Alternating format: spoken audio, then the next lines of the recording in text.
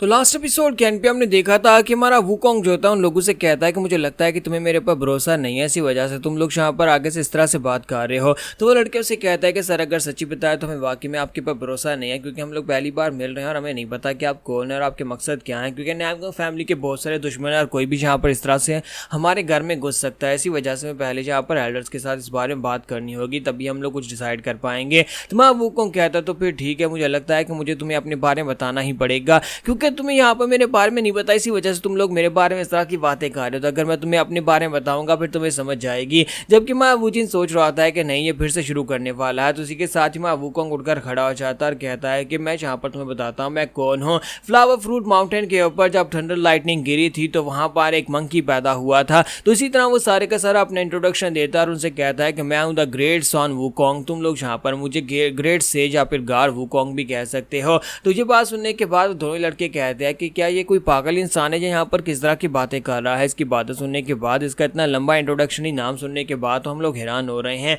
तो यहाँ पर से नेक्स्ट सीन नामकोंग क्लैन का दिखाया जाता है। कुछ दिनों के बाद वो लोग वहाँ पर पहुंच जाते हैं और वहाँ पर आने के बाद ओवरसीयर से मिलते हैं। तो मुवा जो होती है उन लड़कों की बात सुनने के बाद काफी हैरान होती है कि क्या ये लड़का वाकई में यहाँ पर हमारा गेस्ट एल्डर बनना चाहता है। तो वो लड़के जो होते हैं वहाँ पर अपनी मुवा को बता रहे होता है कि ग्रेट ओवरसीयर हमें यहाँ पर इस बंदे के ऊपर कुछ शक है। ये बंदा कह रहा है कि ये उस फेमस नावल में से है जो कि जर्नी ऑफ द वेस्ट, आपने मूवी भी देखी होगी, उस चाइनीज मूवी के ऊपर बेस्ड है। ये उस मूवी का हीरो यानी कि मंकी किंग अपने आप को बता रहा है कि आपको लगता है कि ये वो हो सकता है, क्योंकि मुझे तो लगता है ये कहानियां सुना रहा है। तो मुवा उन लोगों से कहती है कि मुझे ये बताओ कि ब्लड सर्पेंट्स की बॉडी कहाँ पर है। अगर तो वाकई में ब्लड सर्पेंट की बॉडी कंफर्म है कि ब्लड सर्पेंट ही है तो फिर इसे अंदर आने दो। हमारे जो एल्डर हैं वही इस बारे में फैसला करेंगे। सेक्टर पैट्रियार्च को खुद फैसला करने दो कि इस लड़के के साथ क्या करना है। तो वो लोग उसे कहते हैं लेकिन हम लोग इसका करेंगे क्या, हम इसके ऊपर नजर रखें, क्योंकि हमें ये बंदा काफी ज्यादा मिस्टीरियस लग रहा है। तो उसे कहती है हाँ क्यों नहीं, तुम लोग इसके ऊपर नजर रख सकते हो, कि जो कुछ भी करे वो सबके बारे में मुझे आकर बताना होगा। साथ ही वो सोच रहे होते हैं कि मुझे लगता है कि पैट्रियार्च खुद ही यहाँ पर इसके कैरेक्टर को जज कर सकते हैं कि क्या ये वाकई में यहाँ पर नौटंकी कर रहा है, क्या ये हमारा दुश्मन है या फिर हमारा दोस्त है।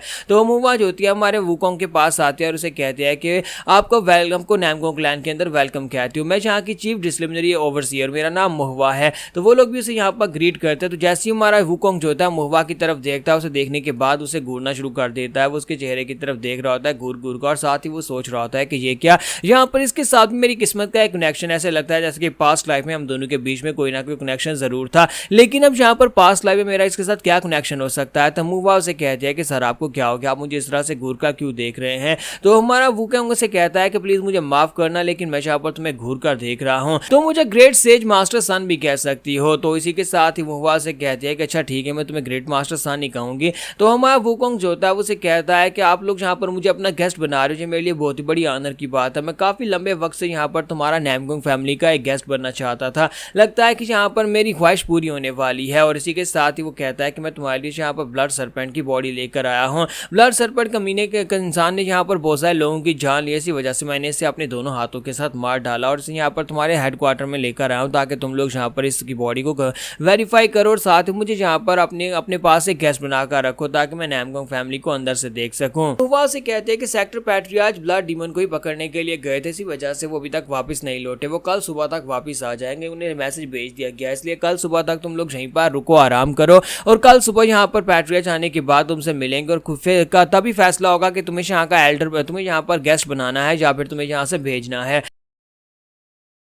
तो इसी के साथ ही वो लोग अंदर आ जाते हैं, जहाँ पर आने के बाद सीमू का इलाज किया जाता है। सीमू का कंधा जो होता है पूरी तरह से ठीक हो गया है। तो वुजिन उसे कहता है कि कट तो काफी ज्यादा डीप था, फिर तुमने यहाँ पर ये कैसे कर लिया। तो वहाँ वुकोंग उसे कहता है कि हाँ ये तो बस एक छोटा सा स्क्रैच था, तुम्हें लगता है ये काफी ज्यादा गहरा था, मैंने तो बस यहाँ पर एक हीलिंग आर्ट सीखी थी, उसी हीलिंग आर्ट से मैंने इसको पूरी तरह से ठीक कर दिया है। तो इसी के साथ ही वुजिन उसे कहता है कि तुम्हारा बहुत बहुत शुक्रिया। जबकि इसी के साथ ही हमारा वुजिन उसे कहता है कि मुझे एक बात की समझ नहीं आई कि क्या तुम्हें वाकई में इस तरह की लड़कियां पसंद है। तुम वहां पर उस लड़की मुवा को घूर घूर कर देख रहे थे, मैंने तुम्हें देखा तुम उसे घूर कर देख रहे थे। तो वुकोंग उसे कहता है ये क्या बकवास कर रहे हो, ऐसा वैसा कुछ भी नहीं है। तो वुजिन उसे कहता है कि अब बता भी दो, तुम वैसे भी बहुत ज्यादा यंग हो, इतने यंग उम्र में यहाँ पर इस तरह की बातें हो जाती हैं, यानी कि जाहिर सी बात है तुम्हारी एज है लड़कियां धारने की। तो हमारा वुकोंग उसे कहता है नहीं ऐसी कोई बात नहीं है, तुम्हें यहाँ पर कोई गलत फहमी हुई है, मैं तो बस यहाँ पर उसे ऐसे ही देख रहा था। तो वुजिन उसे कहता है कि अच्छा ठीक है कोई बात नहीं, तुम यहाँ पर ऐसी बात कह सकते हो, वैसे भी यहाँ पर तुम खूबसूरत हो, हैंडसम हो, तुम्हारे आसपास लड़कियां तो घूमेंगी ही। तो वहाँ वुकोंग उसे कहता है कि मुझे इन सब बातों की कोई परवाह नहीं है, और फिर साथ ही वो उसे कहता है कि अच्छा ठीक है, मुझे एक बात तो बताओ कि क्या तुम यहाँ पर लेडी मुहवा के लिए आए हो।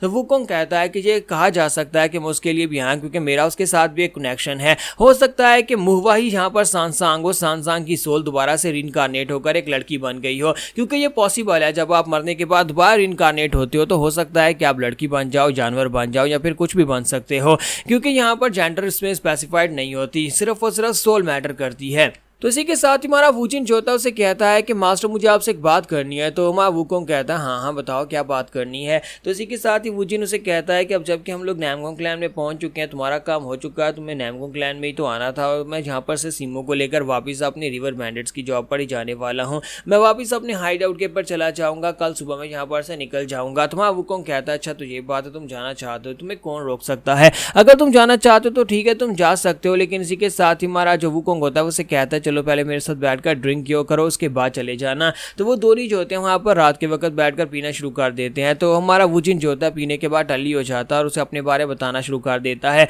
कि मैं फिशिंग विलेज के अंदर पैदा हुआ था और वहीं पर मैंने एक स्पेशल आर्ट को सीखा था ताकि मैं पानी के अंदर मछलियाँ पकड़ सकूँ। तो नेचुरली वहाँ पर रहने की वजह से मुझे ये स्पेशल वाटर आर्ट मिल गई थी, वरना मैंने यहाँ पर कभी इस तरह की आर्ट को सीखना नहीं था। इसको वाटर ट्रांसफॉर्मेशन आर्ट कहा जाता है। कि आपको यहाँ पर जो फनी लग रहा होगा, लेकिन नहीं, मैंने यहाँ पर इस टेक्निक को मास्टर किया और ये टेक्निक बिना सांस लिए परफॉर्म की जाती है। बहुत सारी ऐसी टेक्निक्स होती हैं मार्शल आर्ट्स की जिनको बिना सांस लिए परफॉर्म नहीं किया जा सकता, लेकिन ये टेक्निक जो है इसके अंदर हमें अपनी सांस को रोकना होता है, पांचों हिस्से को एक बनाना होता है और उसके बाद ही हम लोग पानी के अंदर बिना सांस लिए रह सकते हैं। तुम्हारा वुकोंग से कहता है लेकिन की एनर्जी को कल्टीवेट करने के लिए तो हमें यहाँ पर ब्रीदिंग टेक्निक्स को मास्टर करना ही पड़ता है। तो फिर तुम यहाँ पर इस वाटर ट्रांसफॉर्मेशन आर्ट के अंदर अपनी ब्रीदिंग को कैसे कंट्रोल करते हो या फिर अपनी एनर्जी को कैसे मैनेज करते हो।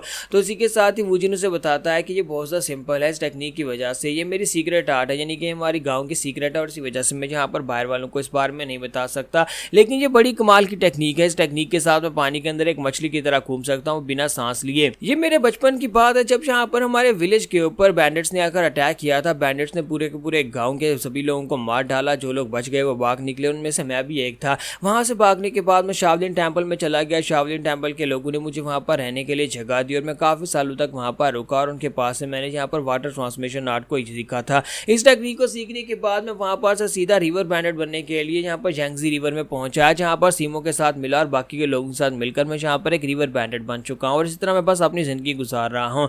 तो हमारा वुकोंग सोच रहा होता है कि लास्ट लाइफ में ये बिल्कुल भी बोलता नहीं था, लेकिन इस लाइफ में देखो ये कितनी सारी बातें कर रहा है। लगता है कि जहाँ पर इसे वाइन पिलाई है ये उसका असर है, इसी वजह से इसके पास से इतनी सारी बातें निकल रही हैं। जबकि हमारा वुजिन सोच रहा होता है कि मैं यहाँ पर इसे सारी की सारी बातें क्यों बता रहा हूँ, ये तो मेरी पर्सनल बातें हैं, मुझे इसे नहीं बतानी चाहिए। तो हमारा वुकोंग जो होता है उसी के साथ सोच रहा होता है कि अब मैं यहाँ पर क्या करूँ, ये जाना चाहता है, लेकिन मैं चाहता हूं कि हम लोग एक टीम बनकर रहें। क्योंकि दूसरी तरफ से हमारा वुजिन भी सेम बात सोच रहा था और सोच रहा है कि मास्टर ने मुझे एक बार भी नहीं कहा कि यहाँ पर रुक जाओ। हालांकि मैं इसके साथ रुकना चाहता हूँ, मैं इसके साथ इस जर्नी का सफर इस सफर का हिस्सा बनना चाहता हूँ, देखना चाहता हूँ कि इसका मिशन क्या है, ये कहाँ तक जाना चाहता है, लेकिन ये मुझे कह ही नहीं रहा कि रुक जाओ। तो यहाँ पर हम लोग अपनी एपिसोड 10 का एंड करेंगे और नेक्स्ट एपिसोड में देखेंगे क्या हमारा वुजिन इसे कहेगा मैं रुकना चाहता हूँ या फिर वुकोंग उसे कहेगा कि तुम प्लीज रुक जाओ।